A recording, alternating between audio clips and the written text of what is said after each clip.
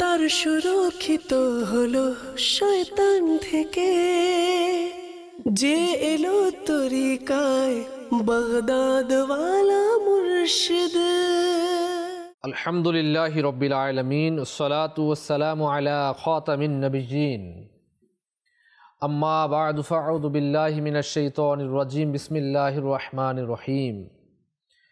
আসসালাতু ওয়াসসালামু আলাইকা ইয়া রাসূলুল্লাহ ওয়া আলা আলিকা ওয়া আসহাবিকা ইয়া হাবিবাল্লাহ। আসসালাতু ওয়াসসালামু আলাইকা ইয়া নবিয়্যাল্লাহ ওয়া আলা আলিকা ওয়া আসহাবিকা ইয়া নূরাল্লাহ। তরিকতের পথ অনুষ্ঠান নিয়ে আরও একবার উপস্থিত হয়েছি। যারা এই সঙ্গ দিচ্ছেন সকলকে জানাই অনুষ্ঠানে স্বাগতম। শুরুতেই আসুন দুরুদে পাকের একটি ফজিলত আমরা জেনে নিই। নবী রাহমাত শফি উম্মত সাল্লাল্লাহু তাআলা আলাইহি ওয়া আলিহি ওয়াসাল্লাম ইরশাদ করেন, তোমরা যেখানেই থাকো আমার প্রতি দরুদ শরীফ পাঠ করো, কেননা তোমাদের দরুদ আমার নিকট পৌঁছে থাকে। সাল্লু আলাল হাবিব সাল্লাল্লাহু তাআলা আলা মুহাম্মদ সাল্লাল্লাহু তাআলা আলাইহি ওয়া আলিহি ওয়াসাল্লাম, সালাতাম ওয়া সালামান আলাইকা ইয়া সাইয়্যিদি ইয়া রাসূলুল্লাহ সাল্লাল্লাহু তাআলা আলাইহি ওয়া আলিহি ওয়াসাল্লাম। নিয়াতুল মুমিনি খায়রুম মিন আমালিহি, মুসলমানের নিয়ত আর আমলের চেয়ে উত্তম। ভালো ভালো নিয়ত আমরা করে নিই। আমরা নিয়ত করি আল্লাহ তার রাসূলের সন্তুষ্টির জন্য। শুরু থেকে শেষ পর্যন্ত আমরা অনুষ্ঠান দেখব। তরিকাত বিষয়ক ইলম শেখার জন্য আমরা অনুষ্ঠান দেখব, নিজেরা শিখব, অন্য নিকট পৌঁছিয়ে সওয়াবের ভাগীদার হব ইনশাআল্লাহ তাআলা। যখনই সাল্লু আলাল হাবিব বলা হবে তখন যে কোনো একটি দরুদ শরীফ আমরা পাঠ করব ইনশাআল্লাহ আযজা ওয়া জাল। ধারাবাহিকভাবে আমরা তরিকতের পথ অনুষ্ঠানে আলোচনা শ্রবণ করছি। গত পর্বগুলোতে আমরা খলিফাতুল মুসলিমিনদের আলোচনা শ্রবণ করেছি। হাসান রাদিয়াল্লাহু তাআলা আনহু এর আলোচনা শ্রবণ করেছি। আজকের আমরা ইনশাআল্লাহ তাআলা হুসাইন রাদিয়াল্লাহু তাআলা আনহু এর তরিকতে অবস্থান আমরা শ্রবণ করব ইনশাআল্লাহ তাআলা। হুসাইন রাদিয়াল্লাহু তাআলা আনহু এর কথা যখনই আমরা স্মরণ করি তখন কারবালার রক্তিম দৃশ্য আমাদের সামনে চলে আসে। হযরত হুসাইন রাদিয়াল্লাহু তাআলা আনহু যাবতীয় বিপদ আপদ বরণকারীর কিবলা ও নেতা ছিলেন। মানে তিনি যতটা কষ্ট সহ্য করেছেন ইসলামের জন্য, ততটা কষ্ট সহ্য হয়তো উম্মতের মধ্যে আর কেউ করতে পারবেন না, আর এতটা কষ্ট তাদের উপর আসবেও না। সকল তরিকতপন্থী তার হালের সঠিকতা সম্বন্ধে একমত। যখন সত্য সুপ্রতিষ্ঠিত ছিল তখন তিনি সেই সত্যের অনুরাগী ছিলেন, কিন্তু সত্য যখন তিমিরাচ্ছন্ন হয়ে পড়ল তখন তিনি অস্ত্র ধারণ করলেন এবং সত্য প্রতিষ্ঠার লক্ষ্যে জীবন, ধন সম্পদ এবং আত্মীয় স্বজন আল্লাহর পথে উৎসর্গ করলেন। আমরা সকলেই জানি এই ব্যাপার। নবী রাহমাত সাল্লাল্লাহু তাআলা আলাইহি ওয়া সাল্লামের দৌহিত্র হুসাইন রাদিয়াল্লাহু তাআলা আনহুকে কারবালার প্রান্তরে কিভাবে শহীদ করা হয়েছিল। হুসাইন রাদিয়াল্লাহু তাআলা আনহু এর তাঁবুর মধ্যে পানি শূন্যতা দেখা দিল। ফুরাত নদীর চারদিকে ইয়াজিদ বাহিনীদেরকে নিযুক্ত করে দিল, এখান থেকে এক ফোঁটা পানিও যেন না নিতে পারে। সবার জন্য পানি, নবী পরিবারের জন্য পানি নেই। আল্লাহু আকবার। দেখুন না, পশু পাখির জন্য পানি রয়েছে, গবাদি পশুর জন্য পানি রয়েছে, হিংস্র জানোয়ারদের পানি রয়েছে, দুশমনের রাসূলদের পানি রয়েছে, অমুসলিমদের জন্য পানি রয়েছে, কুকুরের জন্য পানি রয়েছে। কিন্তু নবী পরিবারের জন্য পানি বন্ধ করে দেয়া হয়েছে। কতটা নিদারুণ হলে, কতটা বদবক্ত হলে এই কাজ করতে পারে। সেখানে 6 মাসের শিশু ইমাম আলী আসগর রাদিয়াল্লাহু তাআলা আনহু পানির পিপাসায় কাতর হয়ে গেলেন। তার আম্মা হুজুরের পানির অভাবে তার বুকের খাদ্য পর্যন্ত কমে গেল, পাওয়া যাচ্ছে না। মানুষ খাবার পানি না খেলে তার থেকে কিভাবে খাদ্য বের হবে, কিভাবে খাবার আসবে? কিন্তু ওই ইয়াজিদ বাহিনীর দেখুন যে তাদের বুকের মধ্যে এতটুকু মায়া হলো না। এই 6 মাসের শিশু ইমামে আলী আসগরের প্রতি রাদিয়াল্লাহু তাআলা আনহু, কাউকে পানি দিও না, আমার 6 মাসের শিশু বাচ্চাকে দাও। মানুষ শিশুদের প্রতি আপনি দুনিয়ার মধ্যে এমন কোন নজির হয়তো পাবেন না, এই ছোট শিশুর প্রতি করা। পানির বদলে তীর নিক্ষেপ করলো হলকুমের মধ্যে, আর তাজা রক্ত বেরিয়ে এলো ইমামে আলী আসগরের মধ্যে থেকে। কেমন একটা নির্ধারণ অবস্থা। বাবার কোলে শিশু আলী আসগর তীরবিদ্ধ, আম্মা হুজুরের কাছে নিয়ে বললেন, নাও তোমার পুত্র আর পানি চাইবে না। কেমন একটা অবস্থা ছিল সেখানে। তরিকত আমাদের কাছে এমনিতে আসেনি। তরিকতের ধারক ও বাহক যারা ছিলেন তারা কেমন ছিলেন, ইসলামের জন্য নিজেকে নিবেদিত প্রাণ কিভাবে করেছিলেন। এই ইয়াজিদ যে হালালকে হারামে রূপান্তর করেছে আর হালালকে হারামে রূপান্তর করেছে, মদ জুয়াকে হালাল করে দিয়েছে, ভাই বোনের বিবাহকে জায়েজ করে দিয়েছে, নাউযুবিল্লাহ, কতটা খারাপ কাজকে সে জায়েজ করে দিয়েছে। এগুলোর জন্যই তো ইমাম হুসাইন রাদিয়াল্লাহু তাআলা আনহু সেখানে গিয়েছিলেন, যেন এই কাজগুলো না হয়। কিন্তু আফসোস, আমাদের সমাজে অনেকেই, এরাও বদভক্তের অন্তর্ভুক্ত, শয়তানের ওয়াসওয়াসার মধ্যে পড়ে গিয়েছে। অনেকেই বলে থাকে যে ইমাম হুসাইন নিজের স্বার্থের জন্য গিয়েছে। নিজের স্বার্থের জন্য, যুদ্ধের জন্য গেলে কেউ পরিবার পরিজন নিয়ে যায় নাকি? এটাও তো মাথায় আসা দরকার। ইতিহাস ঘেটে দেখুন না, ইতিহাস অধ্যয়ন করুন, ইতিহাসের পাতায় লেখা রয়েছে ইমাম হুসাইন রাদিয়াল্লাহু তাআলা আনহুকে সেখানে কেন গিয়েছিলেন, কারণ কি, যাওয়ার কারণ কি, প্রেক্ষাপট কি। আল্লাহ পাক আমাদেরকে বাস আমাদের ইমামে হুসাইনকে মুহাব্বত করি, যেন আমাদের হাসর নাসর আমাদেরকে ইমামে হুসাইনের সাথেই আল্লাহ পাক দান করেন। ইনশাল্লাহ হবে, ইনশাল্লাহ। হুসাইনি প্রেম যার মধ্যে থাকবে, হুসাইনি আদর্শ যার মধ্যে থাকবে, তাদের বিচ্যুতি হতে পারে না, তারাই সঠিক রয়েছে। মনে রাখবেন, ইমামে হুসাইন রাদিয়াল্লাহু তাআলা আনহু এর প্রেম আপনি আপনার ফ্যামিলির মধ্যে, আপনি আপনার এলাকার মধ্যে কতটা কষ্টে রয়েছেন, ইমামে হুসাইনের কষ্টটা দেখুন না রাদিয়াল্লাহু তাআলা আনহু। কারবালার প্রান্তটা সামনে নিয়ে আসুন। আসলে আমরা তো ইতিহাস পড়ি না, কারবালার প্রান্ত আমরা পড়ি না, আমার সন্তানদেরকে পড়াই না, আমাদের ফ্যামিলিকে পড়াই না, তাদেরকে শোনাই না। তারা পড়লে, জানলে, শুনলে না আপনার কেয়াস করবে যে আমার কষ্ট কি, আমরা যাদের মাধ্যমে দুনিয়াতে এসেছি তারা কত কষ্ট করেছেন, তাদের কষ্টের সামনে আমাদের কষ্ট কিছুই না। কেমন ছিল আপনি চিন্তা করতে পারবেন? তারা বুকের তাজা রক্ত ঢেলে দিয়েছেন। কত নওজোয়ান আজকে তরিকতের ইমামগণের মাধ্যমেই আমরা পেয়েছি। একমাত্র ছিলেন ইমাম জাইনুল আবেদিন রাদিয়াল্লাহু তাআলা আনহু। তিনি অসুস্থতার কারণে তখন কারবালার প্রান্তরে যেতে পারেননি, তাঁবুর মধ্যেই ছিলেন।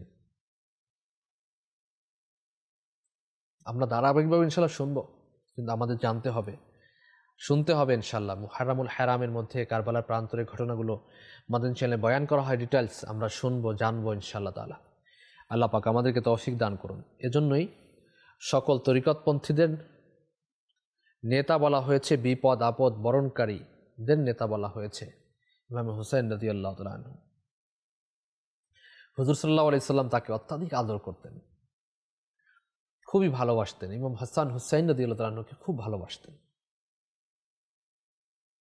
হযরত ওমর রাদিয়াল্লাহু তাআলা আনহু তিনি বলেন, একবার আমি গিয়ে দেখি যে হুজুর সাল্লাল্লাহু আলাইহি সাল্লাম হযরত হুসাইন রাদিয়াল্লাহু তাআলা আনহুকে পিঠের উপর বসিয়ে নিজের মুখে লাগানোর মতো একটি সুতা দিয়ে তা হযরত হুসাইনের হাতে ধরিয়ে দিয়েছেন এবং নিজে হামাগুড়ি দিয়ে উটের মতো চলছেন।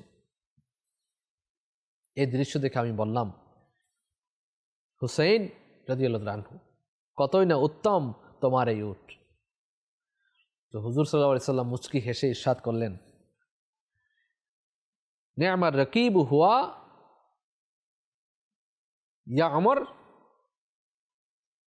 হে ওমর রাদিয়াল্লাহু তাআলা আনহু, সওয়ারিও খুব ভালো। হযরত হুসাইন রাদিয়াল্লাহু তাআলা আনহু খুবই সুন্দর কথা বলেছেন। তিনি বলেছেন, তোমার ধর্ম তোমার ভাইয়ের অপেক্ষা তোমার প্রতি অতি মেহেরবান। বোঝাই গেল যে আল্লাহ রসুল সাল্লাল্লাহু তাআলা আলাইহি সাল্লাম কতটা মুহাব্বত করতেন, কতটা ভালোবাসতেন। তিনি ইরশাদ করেন, যারা হাসান হুসাইন রাদিয়াল্লাহু আনহুমকে ভালোবাসলো সেজন্য আমাকেই ভালোবাসলো, আর যারা হাসান হুসাইন রাদিয়াল্লাহু আনহুমকে কষ্ট দিল তারা যেন আমাকেই কষ্ট দিল। চিন্তা তো করে দেখুন, যারা ইয়েজিদি ছিল, ইয়েজিদ বাহিনী যারা ছিল, তারা কি হুসাইনকে কষ্ট দিয়েছে না ভালোবেসেছে? নিঃসন্দেহে কষ্ট দিয়েছে। তারা হুসাইন রাদিয়াল্লাহু তাআলা আনহুকে কষ্ট দিয়েছে, এর মানে হচ্ছে আল্লাহ রসুলকে কষ্ট দিয়েছে। আর আল্লাহ রসুলকে যারা কষ্ট দিবে তাদের ব্যাপারে আল্লাহ পাক কোরআনুল মাজিদের মধ্যে কহর গজবের কথা আলোচনা করেছেন, আযাবের কথা ইরশাদ করেছেন। শদীদ আযাব দেওয়া হবে তাদেরকে, যুদ্ধ ঘোষণা করা হয়েছে যে আল্লাহ রসুলকে যারা কষ্ট দিবে, আল্লাহ রসুলের সাথে যারা যুদ্ধ করবে তাদের সাথে আল্লাহ তাআলা নিজে যুদ্ধের ঘোষণা করেছেন। যে ব্যক্তি সর্বদা মানুষের মঙ্গল কামনা করে, সর্বদা তাকে সঠিক পথ প্রদর্শন করে এবং কখনো অন্যায় করতে আদেশ দেয় না, সেই প্রকৃত ভাই। এ পর্যায়ে কোনো ভাই ধর্মের সমকক্ষতা দাবি করতে পারে না। যে ব্যক্তি স্বীয় উপকারকারীকে আপন করে নেয় সেই প্রকৃত ভদ্র ও জ্ঞানী। উপকারীর নির্দেশ মতো চলা এবং তার কথার অবাধ্য না হওয়াই জ্ঞানীর পরিচয়। কথিত আছে, একদিন এক ব্যক্তি তার কাছে এসে বলল, হুসাইন রাদিয়াল্লাহু আনহুর কাছে এসে বলল, হে রাসূল তানয়, আমি খুবই গরিব, আমার ছোট ছোট ছেলে মেয়ে ঘরে ক্ষুধার্ত রয়েছে, আপনি আজ রাতে খাবার মতো কিছু তাদের দিন। সম্ভবত তার ঘরেও সেদিন খাওয়ার মতো কিছু ছিল না। ফলে তিনি বললেন, তুমি বসো, আমার জীবিকাও আসছে, যদি আসে তবে তোমাকে দিব। তখন এক ব্যক্তি হযরত মুআবিয়া রাদিয়াল্লাহু তাআলা আনহু এর পক্ষ থেকে ৫,০০০ স্বর্ণ মুদ্রা নিয়ে এসে বলল, হযরত মুআবিয়া রাদিয়াল্লাহু তাআলা আনহু আপনাকে সালাম দিয়ে বলেছেন, বর্তমানে এটা দ্বারাই আপনি কাজ চালিয়ে নিন, পরে আরও পাঠিয়ে দিচ্ছি। হযরত হুসাইন রাদিয়াল্লাহু তাআলা আনহু ৫,০০০ স্বর্ণ মুদ্রাই ওই ব্যক্তিকে দান করে বললেন, আমরা কঠিন পরীক্ষায় লিপ্ত, আমি দুনিয়ার যাবতীয় স্বাদ আহ্লাদ ত্যাগ করেছি এবং নিজেদের চাহিদা খুব কমিয়ে দিয়েছি। দুঃখের বিষয়, আপনাকে অনেকক্ষণ অপেক্ষা করতে হলো এবং আমি এর বেশি কিছু দিতে সক্ষম হলাম না। অর্থাৎ যা কিছু ছিল তাই তিনি দিয়ে দিলেন। দেখুন, এখানে অনেকগুলো পয়েন্ট আমাদের মাঝে এসেছে। আমাদের মাঝে কেউ আসলে তাকে আমরা কীরূপ আচরণ করি, কীরূপ তাদের সাথে ব্যবহার করি। আহলে বেতেথারগণ তাদের অবস্থা দেখুন, তাদের কাছে কোনো ফকির, মিসকিন, অভাবী, গরিব মানুষ যদি আসতেন তাদেরকে যা কিছু পারতেন দিয়ে দিতেন। ৫,০০০ স্বর্ণ মুদ্রা দিয়েছেন, এরপরও বললেন যে আমার কাছে যা ছিল দিয়ে দিলাম। নিজের জন্য রাখলেন না, নিজের ঘরেও খাবার নেই, তিনি রাখলেন না, দিয়ে দিলেন। আল্লাহ পাকের প্রতি ভরসা দেখুন। আল্লাহু আকবার। আমাদেরকেও শুধু আমরা হুসাইনি দাবি করি, আমি হুসাইনকে খুব ভালোবাসি রাদিয়াল্লাহু তাআলা আনহু, কারবালার প্রান্তরে ঘটনা শুনলে চোখে পানি এসে যায়, এটা আসা ভালো। নবী প্রেমের লক্ষণ, ইশকে রসুলের লক্ষণ, এটা ইমাম হুসাইন রাদিয়াল্লাহু তাআলা আনহুর ভালোবাসার লক্ষণ। কিন্তু তার কার্যক্রমগুলো, তার কাজগুলো আমরাও কাজে বাস্তবায়ন করি, আমাদের নিজেদের মধ্যে এগুলো নিয়ে আসি। যেমন হুসাইন রাদিয়াল্লাহু তাআলা আনহু, নামাজের ব্যাপারে তার অবস্থান কী ছিল, রোজার ব্যাপারে, ইবাদত বন্দিগির মধ্যে কী ছিল, এবং মানুষের সাথে মুআমালা কেমন ছিল, গরিবদের সাথে কেমন ছিল, কেমন আচরণ ছিল, সেগুলো আমাদের মধ্যে নিয়ে আসে। তার সাদাসিধা জীবন যাপন আমরা অবলম্বন করি। তখন না আমাদের জন্য এটা আসান হবে, তখন না আমাদের জন্য এটা একটা পথপ্রদর্শক হিসাবে কাজ করবে, তখন না বোঝা যাবে যে না আমরা হুসাইন রাদিয়াল্লাহু তাআলা আনহুকে ভালোবাসি, এর মানে হচ্ছে আল্লাহ রসুলকেও আমরা ভালোবাসি সাল্লাল্লাহু তাআলা আলাইহি ওয়া আলিহি ওয়াসাল্লাম। আমাদের সমাজের মধ্যে গরিবদের অবস্থান খুবই নিচের দিকে। আমরা গরিবদেরকে পছন্দ করি না, নিজের পাশেও বসাই না, নিজের খাবার তাদেরকে বিলিয়ে দেই না। যদিও আসে, যে খাবারটা আমি খেতে পছন্দ করি না এটা রেখে দাও, কেউ আসলে দিয়ে দিও। যেই কাপড়টা আর পরা যাচ্ছে না এটা রেখে দাও, কেউ আসলে দিয়ে দিবে। মুমিন ব্যক্তি আলামত তো এটাই, যে নিজে যেটা পছন্দ করবে তার অপর ভাইয়ের জন্য, অপর মুমিন মুসলমান ভাইয়ের জন্য সেটাই পছন্দ করবে। এক মুমিন আরেক মুমিন আয়না শুরু। কিন্তু আমরা কোথায় যাচ্ছি? আমার যেটা অপছন্দ আমি সেটা দিয়ে দিচ্ছি গরিব মিসকিনকে, আমার মুসলমান ভাইকে। আমার শরীরে এখন এটা ভাল লাগছে না, অনেক দিন পুরনো হয়ে গিয়েছে, এখন আমি এটা গিফট করে দিচ্ছি, দিয়ে দিচ্ছি। খাবার যেটা বেঁচে গেছে সেটা দিয়ে দিচ্ছি গরিবকে খাওয়ার জন্য, কোনো মাদ্রাসায় খাওয়ার জন্য। এরকম কি হয়েছে যে আমি আমার খাবারের মধ্যে তাদেরকে অ্যাড করেছি? আমিও যা কিনেছি তাদের জন্য তা কিনে দিব। আমাদের সমাজে তো এখন দোকানে খোঁজ করে ভাই জাকাতের কাপড় কোথায় পাওয়া যায়। নিজের স্ত্রীর জন্য, নিজের মায়ের জন্য, নিজের বাবার জন্য, নিজের বোনের জন্য যে কাপড় কিনেছেন সেই কাপড়টা আপনি দিতে পারলেন না, আপনি জাকাতের কাপড় খোঁজ করছেন। 100 কাপড় কিনে আপনি পুরো এলাকার মধ্যে মাইকিং করছেন যে অমুক জায়গায় কাপড় দেওয়া হবে, আর সেখানে পদদলিত হয়ে মানুষও মারা যাচ্ছে। এই না আপনার আমার কাজ। এটাই আমরা না শিখছি। হুসাইন রাদিয়াল্লাহু তাআলা আনহু থেকে আমরা কি শিখতে পেরেছি? এই তরিকা, এই অভ্যাস তো হুসাইন রাদিয়াল্লাহু তাআলা আনহু না, এটা তরিকতপন্থীদের না।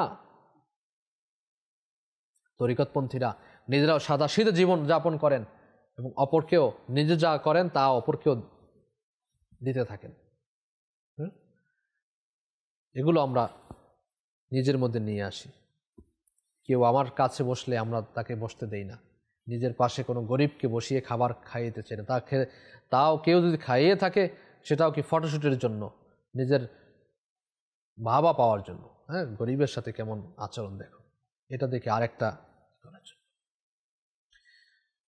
ইল্লা মাশাআল্লাহ, সমাজের মধ্যে এমন কিছু মানুষ আছেন যারা গরিব মিসকিনদেরকে ভালোবাসেন, তারা গরিবদেরকে খাওয়ান, নিজে যা পড়েন তাদেরকেও পড়ান, নিজে যা খান তাদেরকেও খাওয়ান। আছে এরকম? নাই এরকম না, আছে। ইল্লা মাশাআল্লাহ। আল্লাহ পাক তাদেরকে ইমাম হুসাইন রাদিয়াল্লাহু তাআলা আনহুর সাথে থাকার তৌফিক নসিব করুন। সুবহানাল্লাহি বিহামদিহি, আল্লাহু আকবার। তো দেখুন, নবী পরিবারের শিক্ষা হচ্ছে গরিবদের সাথে ভালো আচরণ করা, ইয়াতীমদের সাথে ভালো আচরণ করা, যারা কষ্টে আছেন তাদের সাথে ভালো আচরণ করা, তাদের দুঃখে দুঃখী হওয়া, তাদের কষ্টে নিজেও কষ্ট পাওয়া। নবী পরিবারের শিক্ষা এগুলো। এখন প্রচণ্ড শীত, ঢাকার মধ্যে, বাংলাদেশে প্রচণ্ড শীত, হাড় কাঁপানো শীত। হয়তো বিগত 5-10 বছরে এতটা আপনার ঠান্ডা শীত আমাদের বাংলাদেশে হয়নি। কিন্তু এ সময়ে কি আমাদের বিবেকের মধ্যে এই নাড়া দিয়েছে যে আমি তো আমার ঘরের মধ্যে হিটারও জ্বালিয়েছি, ল্যাব, তোষক, আরও অনেক কিছু রয়েছে শীত নিবারণের জন্য, কিন্তু যারা ফুটপাতের মধ্যে রয়েছে, যারা একটি কম্বল অর্ধেক নিচে আর অর্ধেক শরীরে দিয়ে ঘুমিয়ে আছে, কুড়োমুড়ো করে শুয়ে আছে, তাদের জন্য কি আপনার বিবেকে নাড়া দিয়েছে যে আমি তাদের জন্য কিছু একটা করি?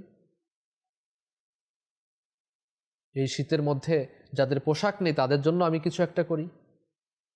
হোক আপনি বলে আমি তো এত বড় ভাই, আপনি পড়তে পারছেন, আপনি কিনতে পারছেন আপনার জন্য, আপনার ফ্যামিলির জন্য, এক পিস কি আপনি গরিবের জন্য কিনতে পারলেন না? আপনি যদি সবার থেকেও কিছু কিছু জমিয়ে কিনতেন, সেটাও কিনা যায়? যায় না, এমন না, দিলে দেয়া যায়। রাস্তাঘাট দিয়ে হেঁটে যাচ্ছি, দেখি না আমার মুসলমান ভাই সে কতটা কষ্টে আছে, আমি একটু দেখি।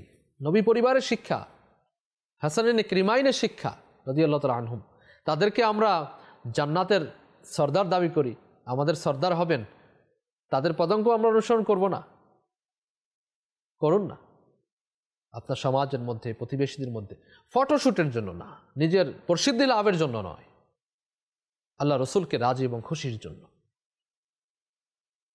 হাসান কারিমাইন রাদিয়াল্লাহু তাআলা আনহুমদের পদাঙ্ক অনুসরণের জন্য, তাদের ভালোবাসা পাওয়ার জন্য, তাদের শুভদৃষ্টি পাওয়ার জন্য, তাদের শাফাআত পাওয়ার জন্য এই কাজগুলো করুন। ছোট ছোট হোক, ছোট কাজ হোক, অল্প কাজ, কাউকে দেখানোর জন্য না, বাস করে ফটোশ্যুট করে আপনি সোশ্যাল মিডিয়া ভাইরাল করলেন, লাইক কমেন্ট শেয়ারের জন্য, এটাও বিক্রি করে দিলেন আপনি, এরকমের জন্য। যদি কিছু একটা করতেই হয় সির্ফ আল্লাহ পাকের জন্য, আল্লাহ পাকের সন্তুষ্টি লাভের জন্য করুন, কাউকে দেখানোর জন্য না। এখন বলবেন এগুলো করলে হয়তো অন্যভাবে ভাইরাল হয়ে যায়। আপনি গোপনে দান করতে চাচ্ছেন, করুন, গোপনে করুন। এভাবে বলা হয়েছে হাদিসে কারিমের মধ্যে, ডান হাতে দান কর, বাম হাত যেন টের না পায়। আর আমরা তো ঢাক ঢোল পিটিয়ে দান খয়রাতের ব্যবস্থা করে থাকি। আল্লাহু আকবার। আপনারা করতে পারেন, একটা অপশন রয়েছে, আমি বলব দাওয়াত ইসলামীর একটি ডিপার্টমেন্ট FGRF, এর মাধ্যমে শীতকালীন বস্ত্র বিতরণ করা হয়, বিভিন্ন গরিব মিসকিনকে খাদ্য খাওয়ানো হয় এবং প্যান্ডামিক সিচুয়েশনের মধ্যে সহযোগিতা করা হয়, বন্যা দুর্গতদেরকে সহযোগিতা করা হয়। আপনারা চাইলে গোপনে দান করতে চাচ্ছেন তো যোগাযোগ করে দাওয়াত ইসলামীর জিম্মাদারদের সাথে, মাদানী চ্যানেলের সাথে, এখানে এই ডিপার্টমেন্টে দান করুন। ইনশাআল্লাহ তাআলা ইনারা দেখবেন যে আপনি দান করেছেন, এটা কি হয়ে যাচ্ছে। তো এটা যারা দান করছেন ওখানে ফটোশ্যুট হয়, তো এটা আপনার ব্যক্তিগত না, এটা হচ্ছে উৎসাহ প্রদানের নিয়তে এখানে ফটোশ্যুট করা হয়।